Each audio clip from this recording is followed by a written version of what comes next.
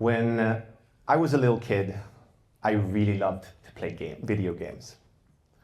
And sometimes it got so bad that I would sneak the Game Boy with me to bed and play for hours on end to get the most out of it. And I was a very impatient kid. So when I was playing those games, the only thing I wanted to do was complete it as quickly as possible and start with the next one. But as I grew up, gaming became more of a fun thing that I occasionally got to do. And I found that to make it more enjoyable, sometimes the side quests mattered just as much.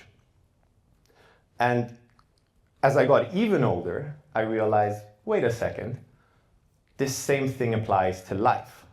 Sometimes side quests are a bit more fun and good for you in life as well. But what are side quests, right?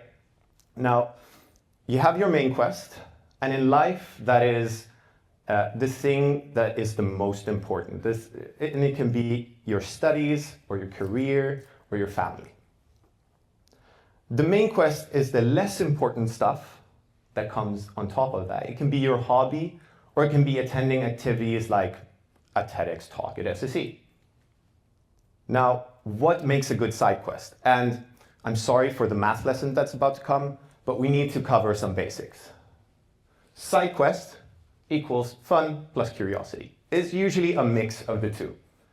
And as long as you get those two together, you're most likely going to have a side quest on your hands.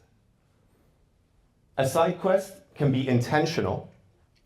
In this case, when I was going to Kiruna, which is way up north in Sweden, I had the idea to bring a spike ball set with us. Because what could make a Kiruna trip where you see the Northern Lights more fun?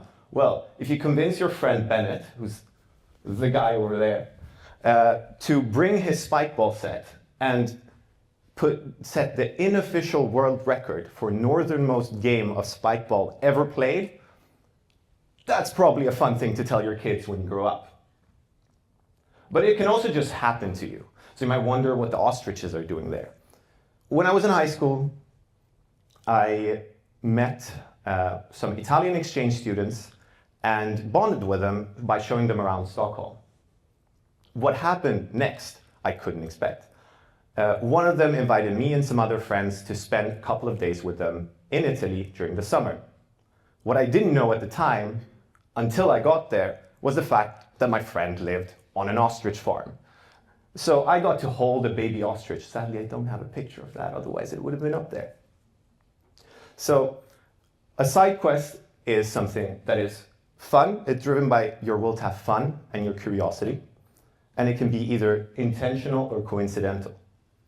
And if you think of your main quest as the main line of your life, kind of like a river, the side quests are things that add new branches to that river and can turn that river into a delta. And a delta is really cool because those are the spaces, those have a larger space where life can grow in a more resilient and connected way. So you might ask, how does side questing make you more resilient? That makes no sense, right? Well, we can learn a thing or two from farming. When you're farming and you want to grow the same crop over and over again, the soil starts losing the nutrients that make those plants be able to grow there in a safe way and a quick way. So the soil, if you plant the same thing over and over again, the plants are going to be more susceptible to pests, and they're probably going to grow a bit slower. Now, the way farmers have solved this is by crop rotation. So instead of planting the same crop in the same plot of land day in, day out, you switch them out to let the earth rest and regenerate. In this case, they usually use clovers.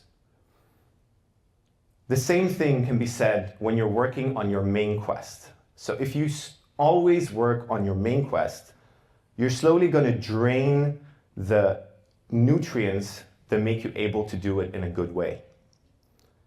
And by side questing, you're planting other things that allow you to actively regenerate yourself and give you the nutrients that you need to succeed. And that is kind of how that works.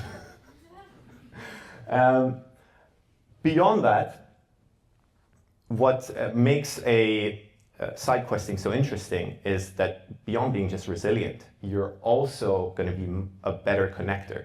Because I have a strong belief that side questing is the ultimate bonding activity. How does that happen? We got my friend Hugo here in the room, right over there. And on the first day of uni, our first conversation was about chicken wings, because we both really liked chicken wings. And after that conversation, we decided to start a wing night, an all-you-can-eat wing night. And our first wing night was a blazing success. We had fully booked it after putting it out on the class chat within 15 seconds. There were only 2 spots. But popular demand was high, so a month or so later, we decided to have a second wing night.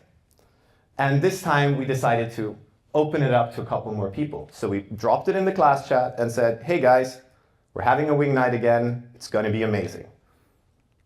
And this happened. So you have 16 people showing up to an all-you-can-eat wing night.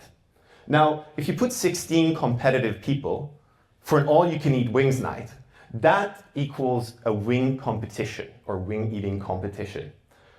And that had the buy-in of the entire class. So we had betting going on right over there and a clear tally and judges going on and making sure that the final scores were accurate. Now, as the founders, neither me nor Hugo managed to actually get the first place, but we got a pretty decent second with 36 wings. So when you're meeting people you already know, going on side quests together can be a great bonding activity.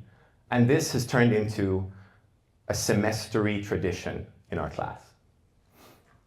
But what's even more powerful about side quests is that sharing similar side quests can help you connect with people you don't have a shared main quest with. So all the guys here, I mean, we all went to the same class, so we shared a main quest and all being in the same uni. But side quests give you a way to bubble hop and connect with people that aren't living the same experience as you. An example of this is during my exchange in Korea. I went to a dinner and met a Korean professor who said, hey, you're from Sweden. There's this Swedish event that I can't go to, but you can go instead. He showed me the invite. It said glöggmingel. And seeing the chance to get the only good glögg I could in Seoul, I immediately said yes. Now, I arrived to this event, they start singing, and it's amazing. And I'm like, wow, this is great. I start going around, talking to a couple of people, having known nobody there. And at some point, I won a raffle and got the best gift a student can get, a bottle of Absolut vodka. And then we moved on, and as I was about to leave, I went up to the hostess to thank her for the wonderful night. And I went up and said, hey, it was a really nice night. Thank you for inviting me, for letting me be invited. And I really enjoyed the singing because it reminded me of when I sing in the choir back home. At that moment, the ambassador of Sweden and Korea, who's the guy standing next to me there, turned around and said, you sang in a choir? Me too. And so we started bonding over the fact that we both have sung in choirs and that we were also in the same section, being the bass. And you would think that's the end of that night. But the hostess, seeing this moment happen and seeing a chance, ran to the piano, started playing, and next thing I knew, I was singing "Oh Holy Night" with the ambassador of Sweden to finish the night up. So even if you end up at an event where you don't know anyone, having a couple of side quests in your pocket give you bridges that you can connect with other people with. Now, coming back to the river and the delta, by adding a couple of branches to your river and creating more ways and more bridges to connect with others, you also create more moments to remember. These stories that I've told you are stories that I will cherish for the rest of my life. And in that way, doing the less important thing can sometimes be the most memorable. To finish this off, because I don't want to keep you here too long, my last message to you guys, it's a very simple one, is next time the opportunity presents itself to you, just do side quests.